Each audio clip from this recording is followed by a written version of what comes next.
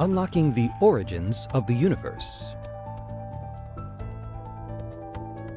Presented by Science at NASA.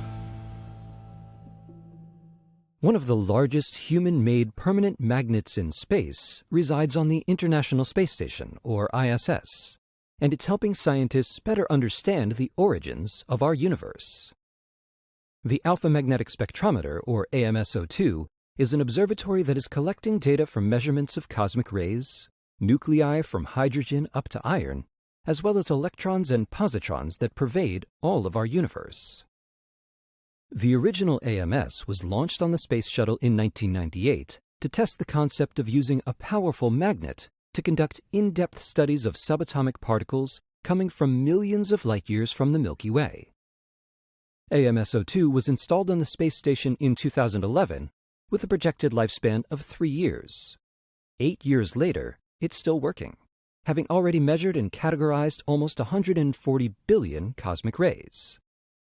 Studying these particles can help researchers understand their origin in ways not possible on Earth, whose atmosphere affects them. Data has been captured from sources of positrons at high energies that could be evidence of dark matter, an invisible form of matter that makes up most of the mass content of the universe. More data is needed before scientists can better explain these results. This space-based observatory is essential to helping scientists answer many fundamental physics questions. But with AMSO2 now 5 years beyond the lifetime it was designed for, will it last long enough to give scientists the information they seek? Dr. Kurt Costello, the ISS program chief scientist at Johnson Space Center, says, that's why astronauts are conducting a series of spacewalks known as extravehicular activities, or EVAs, in the fall of 2019. AMSO2 uses 4 cooling systems that circulate liquid CO2. 3 of those systems have failed. As Dr. Costello notes, the EVA team here at Johnson has partnered with the AMS team to design equipment and tools that will allow us to safely replace those cooling pumps.